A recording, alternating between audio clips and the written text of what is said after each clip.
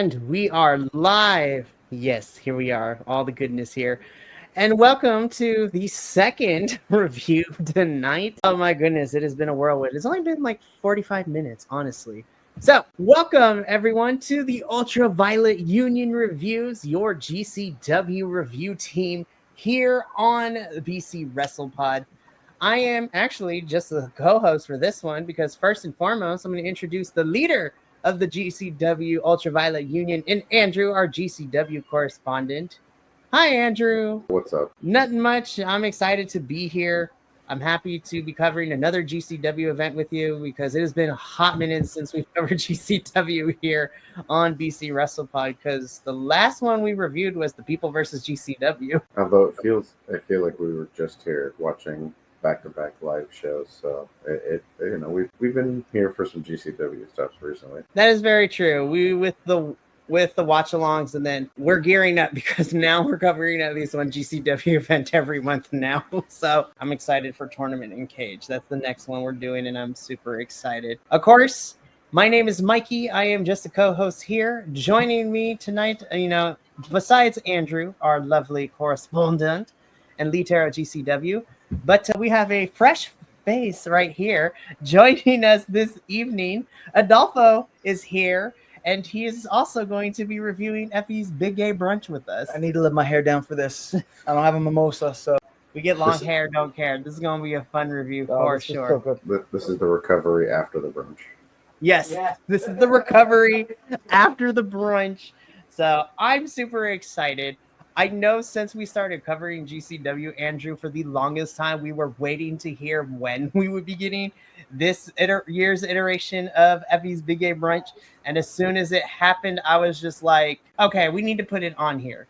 Next year, we're going to get Will to be covering this because I feel like Will would also be somebody who loves this very, very dearly. Indeed. But before we get into all the fun and chaotic, that was Effy's Big Gay Brunch 10. If you like what you see here on the screen, or even if you don't, we love you either way. We want to hear from you. So drop a comment below on the YouTube and the Twitch. Follow us all over the social medias at BC WrestlePod. Let us know how we're doing, what you think we can improve on, and, just leave your hate mail for us because you've made it on the internet when you get hate mail and people trying to cancel you on the internet. Every interaction helps. It really does.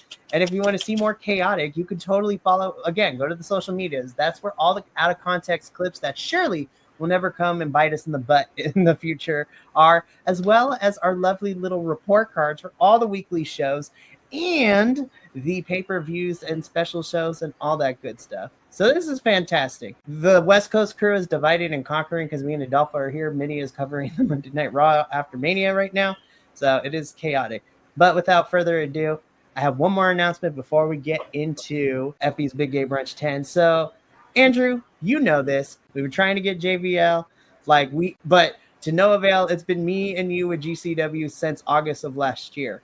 However, I am happy to report and I am happy to say that thanks to the watch-alongs for Bloodsport and even Joey Janela's Spring Break 9, I am happy to announce that we are adding a third host to the GCW crew, and that is Adolfo right here. He will be joining us full-time. He is going to be joining us.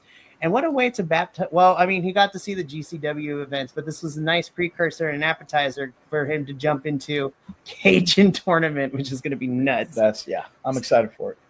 So Adolfo, welcome to the Ultraviolet Union. Gracias. To initiate you, we have to hit you with a light too. We need Gabe or a gusset plate. You get the choose. Give him a gusset plate. Have Gabe Kid curse him out. It'd be great. Yep, that's right. Either that or lose $1,000 worth of feathers. Anyway. So I'm super excited. But with that out of the way, let's get into the real reason we are here, and let us cover Effy's Big Gay Brunch 10. Damn right. So before we get into all of this, I want to give my thoughts, and then I'm going to pass it to Andrew, and then we'll go to you, Adolfo. I've been really excited to cover this because I know GCW, their roster and all the shows they have is very inclusive of all races, creeds, and, sexual orientations. And, of course, once every year, we get the culmination of, this is about to be the queerest thing on wrestling television, and I am here for all of it. So when we made it work where we were to review this, I'm like, this is going to be fun. So I'm excited. We're going to talk about it more in depth, but I was very happy for my first time with Andrew. What about you? What were your overall thoughts and, just your excitement of covering? I think Effy's Big Gay Brunch may have actually been one of the first. See, I watched one a long time ago, and I can't remember if I had watched a Bloodsport or a Big Gay Brunch first. And this was before we ever covered GCW. I think it was even before I was a part of Bi-Conics. And so now coming into it with this history of GCW, knowing so many of the competitors that were in here, and just like this weekend was just a great example of like everything that GCW encompasses, from Bloodsport to Spring Break to this. And we'll get to it later, but the cap of the evening, I think, summed it up perfectly. And it was just awesome to get to see people really enjoy it. It was awesome to get to see how the fans were supportive. That guy in, like, it wasn't a deer stalker cap, but it was like some kind of cold weather cap that was at every single event. Just seeing everybody just so into it, and so, getting to express themselves how maybe they haven't been able to in other promotions. Everyone's getting a little bit better, but even now, there's a little more homogenized wrestling out there. So getting to see this and getting to see people just be as fabulous as they want to be was a lot of fun. Yeah. And then finally, Adolfo, your overall thoughts of Effy's Big Gay Brunch going into it, and then, just how'd you feel about it? So, a lot of wrestling. And a question was asked in a previous stream, was the best pay-per-view for the weekend? And it wasn't even a pay-per-view. You just pay on Triller. But like, as far as events go, this weekend, there was drama, there was hard, fantastic wrestling, there was beautiful costumes, there was glitter flying, there was CPAs taking their shirt off 4 times. Like, that's right. This is wrestling. This is what wrestling, I feel. This is the soul of wrestling, the entertainment, not to jump the shark, but, Effy said at the end how, with everything going on in the world, we had this to like take us out from that, and it did, and it was fantastic. So Agreed. Okay. Oh my goodness. So I'm super excited. Let's just dive into it, because we got a lot to get into and it's a lot of fun to talk about. So before we get into the matches, I want to, shout out the commentary team the entire night. Oh, best commentary team. We had the return of Alley Catch, being Alley Catch on the mic still, which is fantastic. But we had a drag queen, we had a lesbian. They knew wrestling. Yeah. Yes, they knew So- wrestling. Yeah. I was like, can we have them for every show? I'm just It saying. was so good. So good. Also, Well- category is Chapel Rowan realness, because there was a lot of Chapel Rowan inspired stuff, which I love.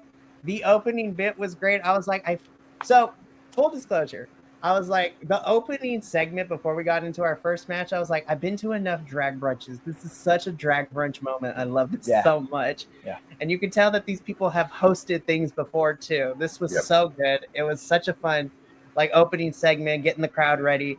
So without further ado, once we got that out of the way, we got into our first match of the card, which was a 6-person scramble, which saw Sandra Moon versus Brooke Havoc versus Vipress versus a debuted in GCW, the headhunter himself, Anton Voorhees. We're going to talk about him in a little bit.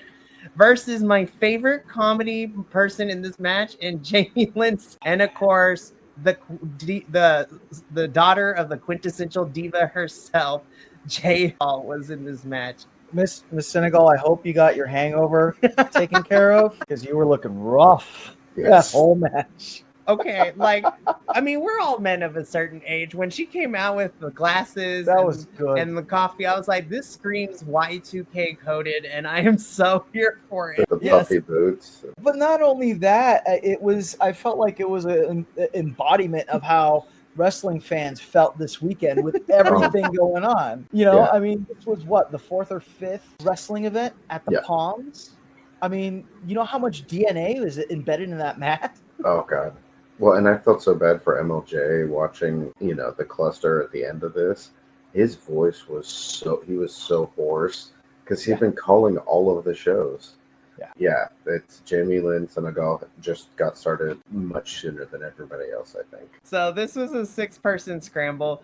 This was great. It had everything I wanted. We had, bisexual undertones with Brooke Havoc wanting to kiss everybody, which was great. We had lesbian realness with Vipress, who we gonna talk about after the Abdon and Suddy Kiss match, because I was sweet. Yep. I loved everybody in this match. Of course, Andrew knows both him and I are familiar with Jay Vidal from TNA. Can I just say though, also Sandra Moon, ROH, talent getting squashed half the time with Athena and Mercedes matches, but I was kind of sad to hear she's gonna retire in 4 months. I was like, no. I made a note of that because that caught me off. I feel like GCW, man, it's like every few months we're just like, oh, guess what? This person's retiring, and it's a bummer, but at least we get to see them like do their stuff before they go. Oh, absolutely. I have to say though, for me personally, the biggest standout for me, because I had no idea who he was, but he impressed the hell out of me, was Anton Voorhees. Like, that man impressed the hell out of me this match. Yeah, he was the only person out of these 6 that I had never seen before. A lot of them I either learned from, GCW or TNA. I'd actually seen Jamie Lynn Senegal through like wrestling social media and everything. And so I'd seen quite a bit of all these wrestlers, but Anton Voorhees was the only person I'd never seen before. And I had one impression when he first came out in his entrance gear, and then I was just so impressed throughout the rest of the match by him. So those are all the participants. Now let's talk about the match, because where do we even start? Yeah, it was, this was one of those entertaining matches that was just like, it had everything inside of it. It had the funny moments, it had the dramatic moments. Well wrestled, some great spots. There were some scary spots, but especially because they were wrestling without a crash mat. They were hitting hard concrete floor. So that good on them for that. But yeah, this match was what you want to see in a beginning match. It got the energy level up, entertained the people. Definitely had my interest the whole way. And really quick, good luck.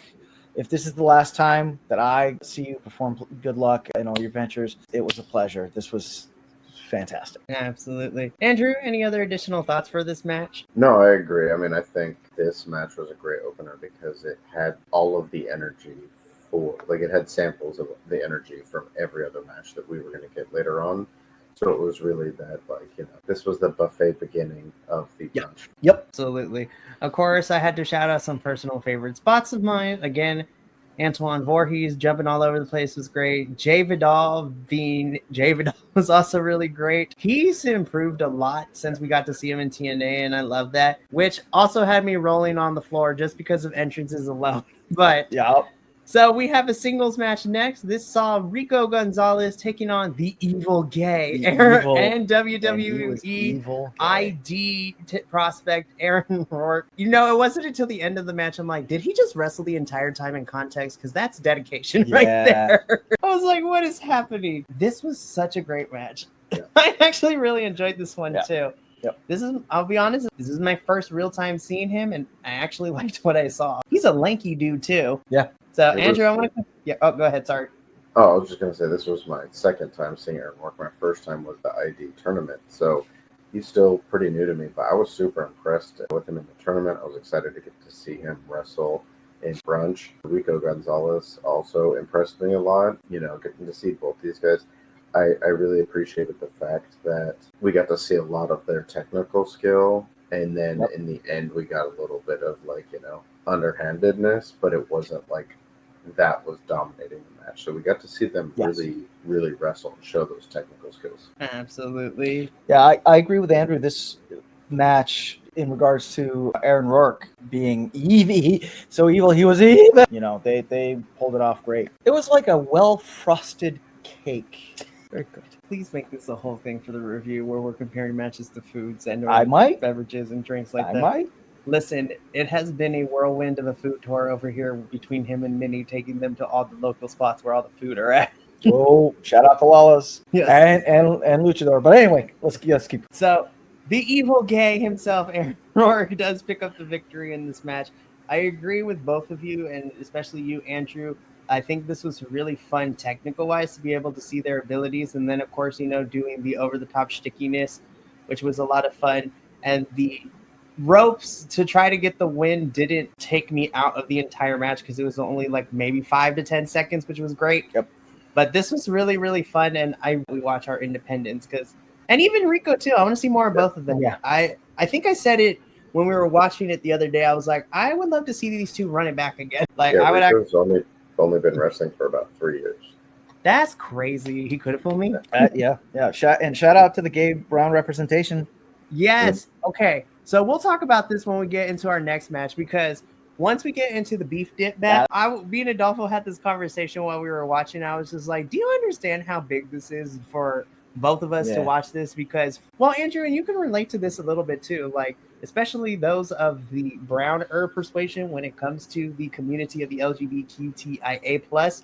Like, we all know that community has more representation than what's noted, but it's so very DL culture and on the down low because of just how the culture is. But again, we'll talk, that could be a whole nother episode. But I do want to get into this next match though, because I had to pause because I could not stop laughing after I was told what the name of this type of match is. In the beef, it was a beef dip match. I'm like, hold up, did they say beef that correctly?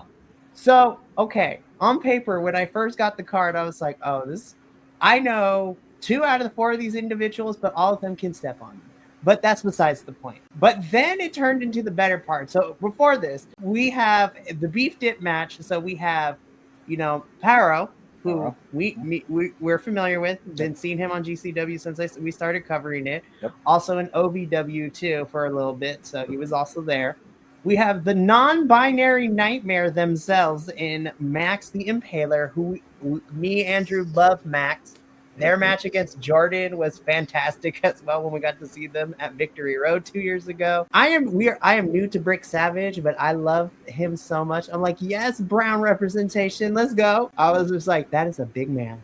Yeah. But then to add the cherry on top of all of this, we were supposed to get Zico, but then I was like, hold up, I know this music a little bit, and out comes Richard Holiday. I was just like, and Minnie had called this. He's like, the biggest villain of Effy's Big Gay Brunch is going to be a cis white man.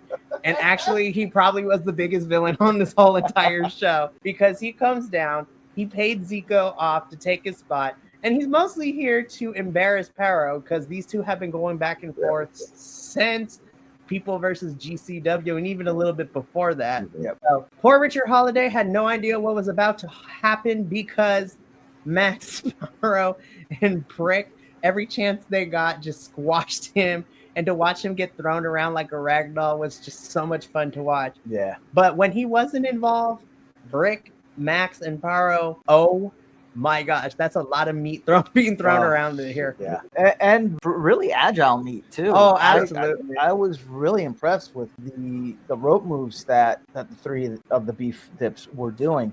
I'm just going to call them in plural the beef dips, because I challenge someone to tell me that this is not a match that you would see back in old school WWF. He's a good sport. I'm assuming. I'm just making that assumption. But shout out to him. Good on him for that. Yeah, it was a great match. I love the beef. He was the Leonardo DiCaprio to the Django in violence. Yes. Because that's a good comparison, Andrew. I want more Brick Savage. I fell in love with him. He was so good. Yeah. But that's because he's the newest of the 3. Like, I'm very familiar with Paro. I'm familiar with Max, not just from TNA, but the Independents, but also NWA as well. Like, having the long title reign there was really fun. But I want more Brick. Brick is Puerto Rican Bronson Reed is the comparison I made. Puerto Rican Yep. Oh, I would say he's Bronson Reed and Ivar's love child. Yes. Yep. The way he moves, the intensity, it's just got all that. Yeah, and really quick, I gotta send a shout out to, I think it was Paro and the 2 beef dips that were wearing harnesses while wrestling. As a performer, I do wear leather sometimes when I perform, and I have to fight in it. And I know that, especially when it starts getting wet and sweaty, how it can get very chafy, and for them to wear those harnesses and perform like they did in them, a lot of experience. Yeah, I mean, you learn how, but it's not easy, and I'm acknowledging that fact. Thank you for that. So I was just super excited to get to see Max come in and wrestle. I'm a huge fan of Max. Max is one of my favorite. I was so happy to see them unify the NWA television title, get that run, and be getting, some recognition because I've been following them for a while. So anytime that they get to show up at GCW makes me happy, even if it is just getting to see them at Big Gay Brunch. But yeah, Amparo also been following for a while before getting into GCW, and so getting to see them all show up here and getting them to just do what they do and go in there and just be hosses was just so much fun. And they all had their moments to shine, which was great. Yep, and this was a lot of fun. Paro does end up picking up the victory here, which is great. And Andrew, I think what we're starting to see, and maybe this is just me, I feel like we're slowly getting Paro becoming a babyface ? Or at least getting closer to, because he did have a moment because the crowd was cheering for him. It's like, I don't know how to feel about this. Yeah. I think more anti-face. Anti-hero? Yeah, kind of position. And this is something, again, I said a lot, is GCW is really good at building stories, especially because most of their stories go for a few months, and because they'll involve people who are only in GCW for a short amount of time, and then they'll need to go on to another story. But they have a beginning, middle, and an end. They tell the stories to the point, and usually those stories build on other stories that come after them or from stories that came before them. And I thought they did a good job of having this fun house match while also continuing the story with Pero and Richard Holiday. So I hope we get to see a final culmination between the two of them sometime soon, maybe at Weekend of Survival or something. Yeah, I would love to see them go at it at Weekend of Survival, and if not in the tournament, have something at Cage, which would be a lot of fun. But shout out to everybody in the beef dip match and Richard Holiday, because I really enjoyed myself. So now let us get into Okay, I want to say this. Let me do my thing. Go for it. Greatest technical wrestler alive. I will die on that hill. Kid Bandit. I mean, Zack Sabre Jr. Okay. So we get into this singles match, which saw Zack Sabre Jr. versus Kid Bandit. First and foremost, the intro showing Kid Bandit's journey as a retro video game cabinet pops my little nerdy heart. Yeah, I loved it so much. I was just this was fantastic. And then, of course, Kid Bandit's been out because of injury. So I was really excited because this was really my first true time I got to see Kid since we started covering GCW, actually fight. She is so good. Kid is so good. And the fact that they get to go up against Zack in a Sabre Jr. fall. Yeah. I really love the storytelling we got in this match, because towards the beginning, Zack was older brothering Kid throughout the match. And then Kid got super into it, and Zack's okay, now I got to take them seriously because otherwise we're going to be in trouble. This was so good. I love that she comes in as a striker. Again, she is a literal real life embodiment of a fighting game character in the way that she mixes her wrestling with her martial arts kits. I love this match. I'm biased as all heck. I love Zack to death. Zack has been 3-0 in terms of having really great matches over the whole entire collective weekend that he was a part of, including Spring Break and Bloodsport. This match was no exception. Andrew, I want to come to you first. Zack versus Kid, what'd you think, and just thoughts overall? So I just want to point out that Kid Bandit has 3 years of pro experience.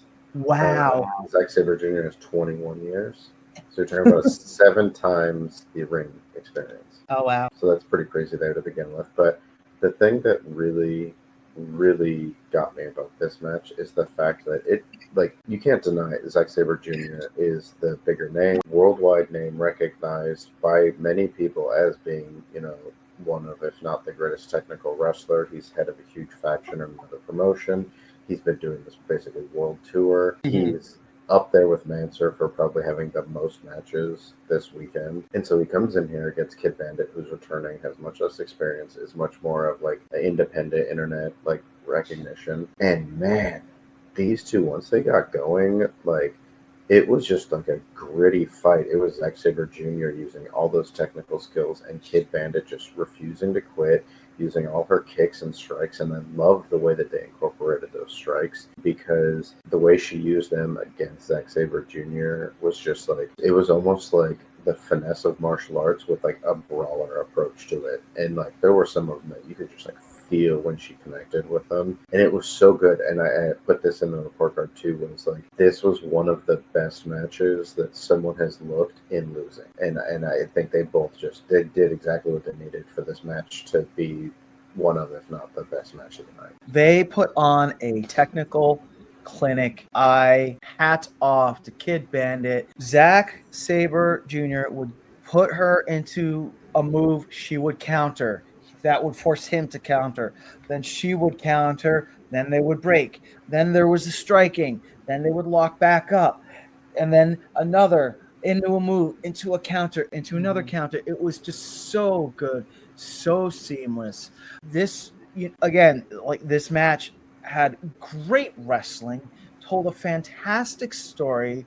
I mean, you almost didn't need the little vignette beforehand. It was helpful, but you didn't need that vignette at the start where you had Kid Bandit bowing to Zack Sabre Jr., showing the respect and, knowing that it's Zack Sabre Jr. that they're about to face off at. And then at the end where she again bows to Zack Sabre Jr. Well, he helps her up. She bows to him and he does the whole, like anime, I notice you, the senpai notices me, by tussling her hair, like that moment, that Alucard when he's Dracula, it was just cool. It was cool. It gave me the warm in my tum tum. This was just a good velvety cheesecake going down. It was so good. So it was good. It's good. Find it on the YouTubes if you can. Zack Sabre Jr., Kid Bandit. Find it. For Triller and watch it. Just this event alone, too. Yep. 7-day free trial. Yep. Not officially sponsored by Triller TV, but hey, we recommend it. I mean, fair. Yep. I will have to go back at the end of the year, but I enjoyed this match so much. I think it's probably maybe creeped into my top 15, top 10 of the year, but it's definitely something to go back to because it was just so different. Now I'm a huge fan of Kid. So I want to see what Kid can do. And just the vignettes we saw, I was just like, I'm here for goth wrestling. For real. Yeah. Very Lolita, gothic, Wednesday Addams. I'm here for it. It's fantastic. So good. And it's Zack. You're right. I made the statement when we watched it, and I'll make it here. I would love to see Kid Bandit face off against in MLW because they both have a very similar style, and I think that would be a match. Janai literally her moniker is the Kick Demon. That match I feel would blow the roof off wherever they do it. That would be cool. MLW and GCW would be really, really fun. Yeah. So I also got to point out that this was an almost 20-minute match. Right. So the fact that they were given that amount of time and it didn't drag at all. Nope.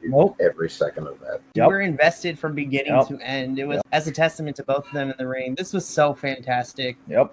And I was like, this is in the middle of the card. This is perfect. But then we get into probably the funniest parts of the evening. Okay. So we have this 10-person tag team match. This is the rookies versus the all-stars / the vets. So on the rookie side, we have Randy Myers, Beetlejuice himself, which I've become a fan of him just because of the shenanigans that were going on. So Randy Myers, Zay Perez, Hunter Gallagher, the Rhinestone Cowboy himself, Steven Crouse, and captain of the rookie team, and Papa Yase. Shout out to Papa Yase. He was I loved him in this match. Man. Against the veterans / the all-star team of Marco sporting the Charlie XCX Brat Summer cosplay, which I love. Angelo Carter, your favorite vampire, Adriel, who was just out there for blood, literally. Biting people, literally. Licked Matt. There's so much blood on with their captain, Nikita Murray, but our personal new favorite wrestler of all times for today only. He normally goes by CPA. But for this event, he was known as CP Gay. Yep. I am such a fan of CPA / CP Gay now. I was like, oh, he's my favorite wrestler now. I don't care what anyone says. Cracked me up so much. When he went for his move, it's just like the slow walk to the turn. $10.99. And then, of course, when he took off the shirt just to reveal another shirt. His tie was a clip-on. So good. I was just like, give me more, please. But I have to say, this was a chaotic match. But in the best way possible. Yes. I love this chaos match. I will say, I felt that some people had more time than others, but I have to say, I feel that everyone got a chance to show off especially towards the middle and the end where everyone was busting out finishing moves and all that. Spamming the finishers. I enjoyed this. This was great. I don't need, Adolfo, I'll start with you. I don't even know where to start with this match. So I'm going to start with whoever produced this show did a fantastic job, because coming off of such an emotional match, which was Zack Sabre Jr. and Kid Bandit, to go to this lighthearted, slobber knocker of a 5v5 was genius. It gave you that break that you needed, and it was entertaining. All 10 of these wrestlers were, fantastic and entertaining in their same way. I mean, CP Gay, we shout him out because he was in wrestling now. He willfully, came out and looked like the dude that wasn't supposed to be there that day, and it was fantastic. It was chaotic. Yes, beautiful at the end when we had the two help me out. I want to say it was the Rhinestone Cowboy and the leader of the vets. You're talking about when they did the double moonsaults? And they did the double moonsault? That was Angelo Carter and Papa Yase, I believe. Okay, yeah. So Angelo Carter and Papa Yase doing the double moonsault at the end there. Yeah. Very, very well done. And yeah, it was just very, very fun match. Perfect placement in the card. Loved it. Yeah, this was a really good palate cleanser because, like you said, it gave us something that I don't want to say there was less investment, but it was just more carefree than the last match we had, but it kept the energy going. It wasn't like okay, cool, well now I can go take a bathroom break or something, because it was still entertaining. It was still fun. If you're someone who likes GCW or independent wrestling, even if you don't know some of these people, you're interested in seeing who they are. There was enough interest in them for you to go, I want to find out more about this person. I want to see how they are. I want to see this character, which was a great lead into basically the co-main event and the main event. So I agree that this was great placement. The structure of the show was really well done. It kept it going along from start to finish. And this was it was a fun way, and GCW does this a lot too, of having these scramble matches of getting people a chance to be on a show. And I think they do these multi-person matches much better than a lot of other companies, because quite a few of them, one that I used to cover with Mikey, they used to do this a lot, and not so well, because it made it feel very much like you were just using the scraps. This doesn't feel like this. This feels like you're elevating and giving a platform for the people that aren't in your main stories. And a lot of credit to everyone that was in this, because not only did they go out there and give it 100%, but they also went out there and looked like they were having fun. Yeah. I had such a great time watching this match. The All-Stars do pick up the victory here, but again, I agree with both of you that this was a good palate cleanser, especially after the more, I don't want to say serious, but the more story-driven style of match that came before this, and Kid and Zach. But this was a lot of fun, and it definitely got the crowd back up in energy, so that way it can carry through what would become the semi and then our main event for Effy's Big Gay Brunch. So this was fantastic. CP Gay gave the people what they wanted at the very end. Yep. I may or may not we are now following him on the social medias just because now he is fantastic. Love them, love him. I'm excited. So let us get into the semi-main event, because as soon as I saw, Andrew knows this, as soon as I saw this match that was on the card, Andrew already realized that I was going to be biased, and this was probably going to be my favorite match, just because I am the biggest fan of Sunny Kiss ever. I love her so much. And then, of course, we here at BC WrestlePod have a special place in our hearts for Abaddon. They are fantastic. Shout out to Abaddon's new look, first of all. Shout out to the blue. Love that electric blue. I was like, I think I'm in love. Adolfo had to collect himself a little bit. Woo, Sunny Kiss. Yes. So has some assets. So this was a singles match between these two. I absolutely loved it. It's been a while since I've seen Sunny in a match, but I am so impressed with how much power Sunny now has, and just being able to pick up Abaddon with ease and throw them around the ring. But this match to me had such a perfect balance of really fun wrestling, but also some fun moments too. We had the twerk off. I got a chuckle out of Abaddon, just like not like facial features alone when she started twerking off against Sunny Kiss was great. But there was also some good technical wrestling as well, like Sunny being athletic with the gymnastics background and also the powerlifting. I always love watching Abaddon, but I was like, hold up, I think I see some new moves in these repertoire Abaddon. I think these are things that I have not seen yet, and I was really impressed with Abaddon. I really love this match. This was a lot of fun for me too, and yeah, the match itself was fun. We're gonna talk about that ending in a little bit though. Yeah, looks like Abaddon has added a few tricks in there, which was very impressive to see them do. Some rope aerial shenanigans. They are such a great entertainer, dare I say, and again, because I cover the CMLL,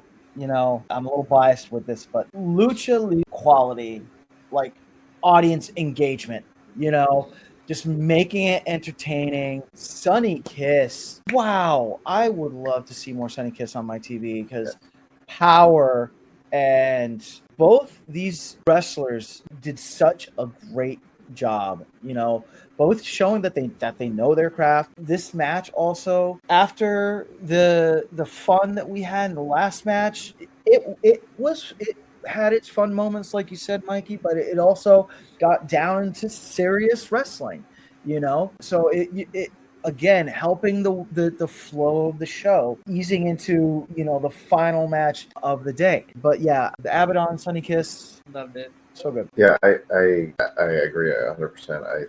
Both of these two performers, I have loved seeing them work since I first saw them. My glimpse of both of them was from AEW when I first saw both of them. I had hoped we were going to get to see Sunny hang around TNA a little bit more just for the desire to see her wrestle more. And so I hope we do get to see her. I think both of them have such great qualities that they could do really well in any promotion. Abaddon is not only can they wrestle in the ring, but they bring a very unique performance quality because they can do that great, supernatural character work in there and be genuinely frightening. But at the same time, they can also flip it and be super entertaining, comedic. Yep. If you haven't seen Abaddon's interview on, was it Hey EW?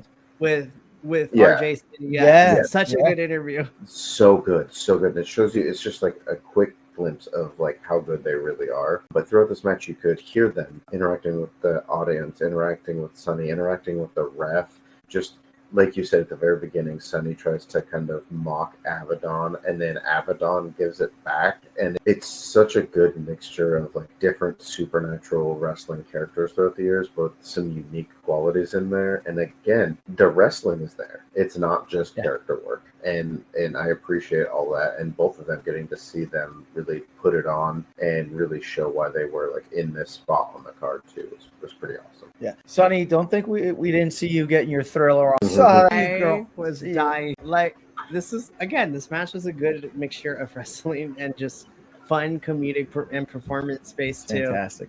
Now this ending though was kind of out there, and I was just like, love wins. So Viperous comes out, and I was like, we're gonna get Viperous and Abaddon. Okay, cool. They get into the middle ring, and then we start seeing them make out. I was just like, yes. I don't know what's going on, but that was a very entertaining ending. just because, like, there was a very comedic quality to it because they just like flopped to the floor and started rolling around. Abaddon's makeup was all over the place, and then she like gave the heart to the cat. It was. It's a very I've seen this happen quite a bit in GCW, in Progress, in Defy. They made a joke about Viva Van. I think it was not on this show. It was on. I think it was on the Initials versus all the other Initials card. That was the next day. They made a joke about Viva Van if she's still with man like Doris, because at one of the GCW events, like they supposedly got engaged. Viperous is just hooking up with everybody. And so this was just like the energy that they bring, and they get huge pops, and it's just, and the great thing is you never know who's going to end up making out with who at these shows. And it's entertaining, and it's fun. But it was cool to see that because you thought you were gonna get the she's gonna hit Viperous with the finisher, and nope, just whole makeout session on the floor. The way that like when they came together and they looked opposite ways to set it up. It was so Snaps. much fun. And Abaddon walking to the sunset towards the backstage area. It was great. Yep. I loved it. So we have reached the finality. Let's get into our main event because trans rights. I'm just saying. This heart wrencher. Oh my God. So the craziest thing to say about this is the most GCW match on this card. But even though this was a GCW Presents event, but this was for the GCW World Championship, which is, our queero hero, our gay icon of GCW, and Effy, defending his championship against longtime friend and whom I've come to respect after the speeches that we were going to talk about at the very end of this, in Dark Sheik. This is the most GCW match, and I loved every minute of it. I loved it so much. Of course, it's Effy. I love Effy. I've only seen bits and pieces of Dark Sheik. I was like, I need to see more of Dark Sheik. I love Dark Sheik wrestling. She's so good. I love them. Andrew, I'm going to come to you first. What did you think about this? Was, first of all, the story of this match was so good. This is like top promotion storytelling, because for those that haven't been following, this has been built up since back when Mance Warner and Effy had a fallout. And it was the turmoil between Mance and Effy, and like what that was doing to basically Mance turning on all his friends, Effy starting to ignore all of his friends and partners because of his obsession with getting back at Mance Warner. And, we saw that with Ali. Now, Dark Sheik was kind of caught up in the middle of this and earning that chance to get that title shot. I thought the fact that we had Ali on commentary for this was great, because, the three of them were really that unit of, friends. And so this was it was great, because it really was there was no animosity here. It was Effy who has wanted to be that world champion and hold that title, and, constantly feeling like he needs to show that he deserves it, that he is good at what he does while also getting to be who he genuinely is because of his background. And Dark Sheik, who is someone who has fought a similar journey and is wanting to show that she can be at the top of that game and wants to hold that up for herself and everyone else that she feels she represents. And these two are really good friends, but you have two friends who want to be the best, and they were out there trying to put everything they had into this, not out of animosity or spite or hatred, but for their mutual desire to hold that title. And it was great. There's so much storytelling in every moment of this. The match was phenomenal, entertaining technically and storytelling wise. I loved it. It was a great cap to this show in multiple ways. This was so good. Adolfo? Yeah, you didn't. The ending speeches aside, this match was just raw emotion personified. Hearing, Effy telling Dark Sheik to, and Dark Sheik was just like, I love you, and it just, it was raw emotion. The wrestling was really good. These two showing off, Effy showing off why he's the champion, but Dark Sheik showing off that, they deserve to be in that ring, and they deserve a shot at that belt, right? It was great. I would love to see this match. Bring it, roll it back, and let's, I want to see him again. I want to see him tee off again. So good. And even though Effy does come out still as the champion, Dark Sheik looks so good and so powerful. I want more Dark Sheik on my TV. Thank you very much. I think for me personally, this was a really great match. This was a fantastic match.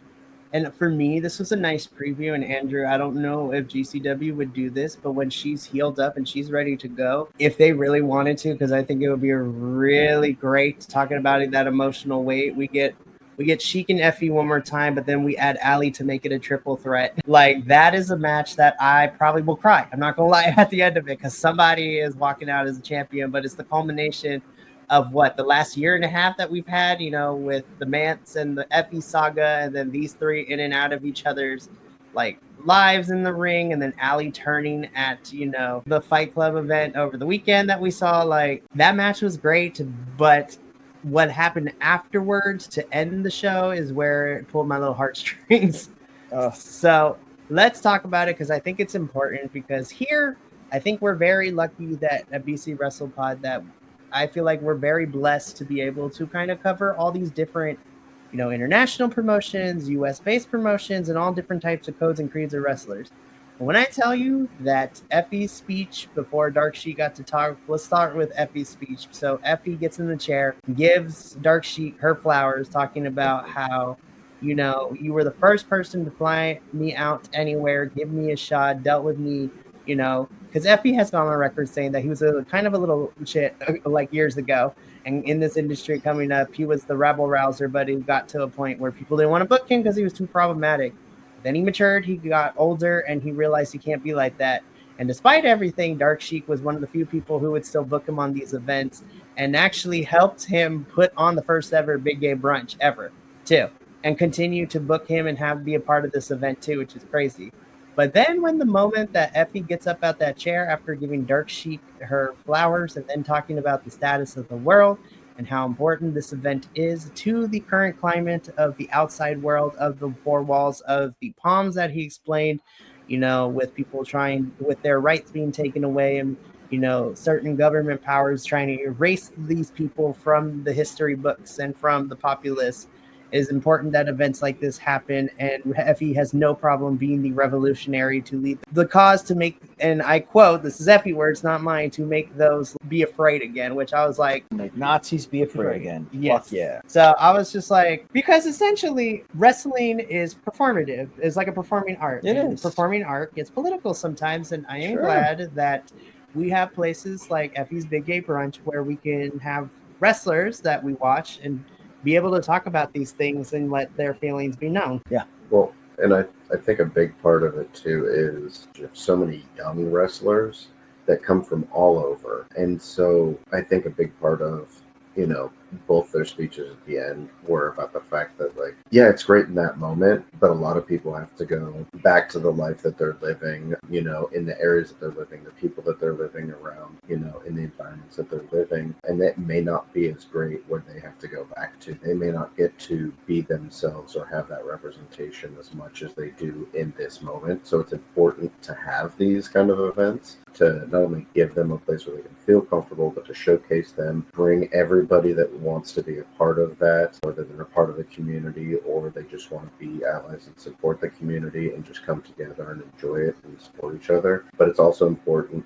to make sure that it's not just like, oh, it's all like, sunshines and rainbows for everybody all the time. It's important to remind people of that and talk about it, especially from someone like Effy, who has a platform like he does and, is willing to be that figure, because there are a lot of other performers that don't have that power. And so I think it's super important for them to be able to say these things. And I give so much credit to GCW and the promoters that are a part of that too, because they're actually being a part of setting that out. And obviously Dark Sheik is a promoter herself as well, and so like having these places where people can go and do those things, it's really important. So I think them coming out and saying that stuff, it continued the emotion. It had some serious notes to it, but it was also a way of like unifying and uniting everyone that was there, that was watching, that was a part of it. And I think that was one of the strongest things that they had the entire night. Maybe it was just a really strong, heartfelt, but also a really important message. Nova? Yeah, no, that's it. Gold, But yeah, no, it was good. It was a great cap off to a great pay-per-view. Brava, Maps. Good job. Great. Loved it. I will say, if you do get Triller TV Plus, you can watch Dark Sheik's promotion, Hood Slam, which is up here near where I and the professor live. Not super close, but it is a Northern California-based promotion. They have a lot of the same wrestlers that you saw probably throughout. This is a big part of it. So, if that's something that anyone is interested in, and they get Triller, you can watch their events on Triller as well. So lots of good stuff to watch on there, and another good way to support all of these others too. Nice. Absolutely. Well, that does bring us to the end of Effy's Big Gay Brunch 10. I'm really excited for the next iteration. I'm not even going to lie. Next year, we're going to get Will. I feel like Will needs to be a part of this. Yeah. For reals. Yeah. Go ahead. It sucks that it's a once a year thing. I really wish that it was a multiple But I'm excited to see yeah, Billy that's cool. mix it up with the GCW talent that's there, because I feel like Billy also fits very well in that GCW. But my final thoughts for Effy's Big Gay Brunch 10, as this is the first time that I've gotten to see it. I loved it. It makes me want to go back and watch the other iterations of it too. And you know what? I also agree with you, Adolfo. I kind of wish that this was more than a once a year, kind of like how Josh Barnett has Bloodsport like twice a year. Yep. Or 3 times a year. I would love to see more iterations of it. But hey, you know what? It is something to look forward to every year. So I cannot wait till the collective 2026. There's a lot of Louisiana-based promotions too that make me excited to see. So a lot of talent in New Orleans and around the area is going to be so good. But yeah, final thoughts. I love this. This was fantastic. And I can't wait for next year's. Andrew, thank you so much for introducing me to the world of GCW. It's been such a fun run since homecoming last year. Like, that's what got us our start, and now we've gotten to do a lot of stuff, and now we picked up this stranger along the way to go on the ride with us. Put my hair up now. So once again, the GCW crew will be back in June to not only, because we will be doing the watch-alongs, crossing fingers depending on schedules, for sure, of Tournament and Cage, as well as doing a double review of those events, but in order to prepare us for that, you can still check out all the other stuff we got going on this week. Tomorrow evening, myself, JBL, and Jesse will be reviewing Night 1 of WrestleMania. On Wednesday, you get another double dose of reviews as the crew reviews Night 2 of WrestleMania. Then Andrew and I will be back at 7:30 p.m. Pacific on Wednesday for Progress Vegas. We weren't going to, but then after a certain email hit our inboxes, we made the decision. I feel like we kind of have to now. Like, that inspired us. The Vegas chapter was a pretty fun show. That was a cool show. It definitely was. And then we will finish off WrestleMania 41 Hell Week officially on Friday with the TNA Unbreakable pay-per-view review, which was a lot of fun, where we saw lots of triple threat matches. We had a really fun moment where Chris Bay came out and talked and update us on his recovery journey. And then, of course, we have a new champion out of Unbreakable, the first ever TNA International Champion, and his first title defense will be at Rebellion next weekend, which I'm super excited about. But that's going to be it for us here at the Ultraviolet Union. Stay tuned for all the other reviews this week, as well as the weeks to come, because May is just as jam-packed with everything we got going on. And, in 2025, it is a great time to be a wrestling fan, but It is. Truly, from the bottom of my heart and the rest of the Ultraviolet Union and the BC WrestlePod, remember, take care of yourself, love one another, especially stay Bi-Conic in these. And remember, you always deserve to finish your story. So, from all of us here at BC WrestlePod to all you theys and gays out there on the internet, we love you. Thank you so much for tuning in to another Vibe Tribe production. What's going to happen next time? Well, you're going to have to tune in to find out. But until then, remember, take care of yourself, love one another, and as always, make sure that you keep the good times rolling. Thank you for being here, and we'll see you next time.